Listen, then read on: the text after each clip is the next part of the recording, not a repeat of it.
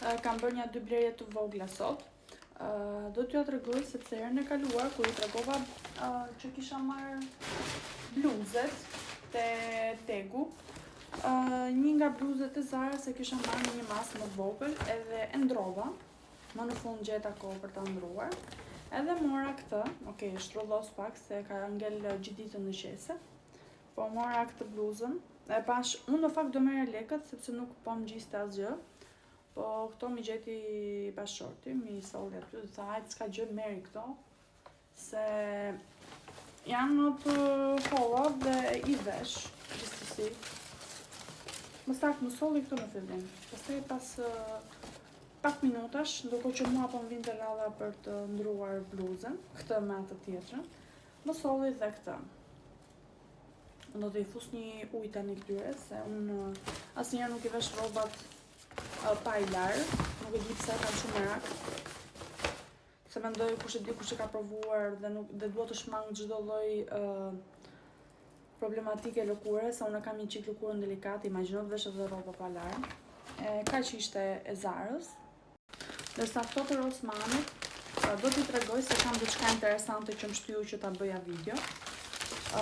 Si fillim do t'tregoj këto 2 antidjersat e burrit. Më duket se antidjersa janë. Nejse, deodorant, antidjers, nuk e kam iden. Ai mori vetë këto.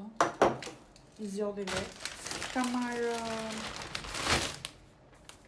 një shampo, 2 shampo në fakt, këtë e kam marrë për burrin, ndërsa e kam marrë për vete, për trupin. Nuk e di se kush do mbaj kë për burrin apo për vete, se do të bashkë do t'i përdorim të dy, po. Nejse, kam marrë këtë skrabin. Unë fatkesisht skrab trupit i bëj shumë rrallë, po para plazhit, se për pak ditë nisem për pushimin, para plazhit na duhet një skrab i mirë trupi, edhe unë këtë e mora. E kam dëgjuar në fakt që është shumë i mirë, do ta provoj, do t'ju them pastaj për shtypjet, nëse doni t'i dini, më shkruani në koment për shtypjet. Dhe kam marrë një produkt shumë interesant, që do t'i duhet të gjitha anvisave, kush nuk e di të paktën. Për këto të dyja, unë kam marrë masën e vogël dhe masën e madhe. Masa e vogël ishte një qesk brenda me pluhur të zi, i cili është për rrobat e zeza, i rikthen ngjyrën që i ka dalë me kalimin e larjeve. Unë në fakt kam pas disa rroba, si gjithë, kemi rroba të zeza që i veshim her pas here dhe me larjet i ikën ngjyra, po mund të jetë në tërësi një bluzë që ti e ke vesh 3-4 herë dhe i ka dalë ngjyra.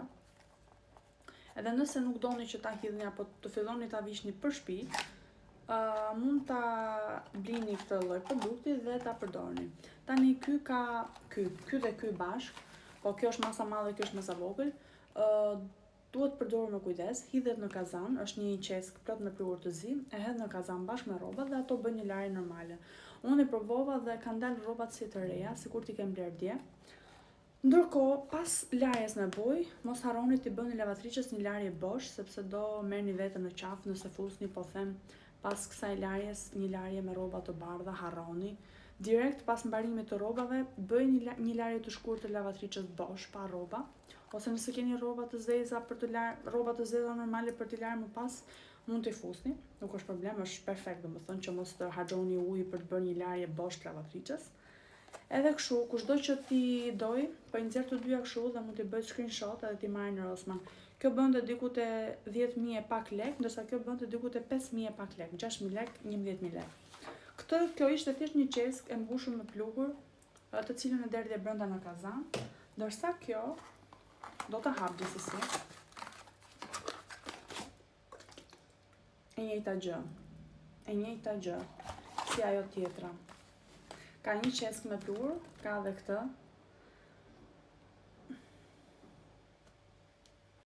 Pra çfarë ka kjo brenda, i derdh të dyja në kazan dhe vazhdon larjen e rrobave. Po kjo patjetër përdoret për sasi të mëdha rrobash. Pa nëse keni lavatriçe 10 kg dhe e mbushni plot me rroba, kjo është për këtë. Ndërsa unë përdora këtë, kjo është bosh sepse unë e përdora sot. Se nuk kisha shumë rroba, kisha 5-6 bluza të burrit edhe një palë xhinse të atij. Kështu që për çdo gjë bëjni screenshot kësaj.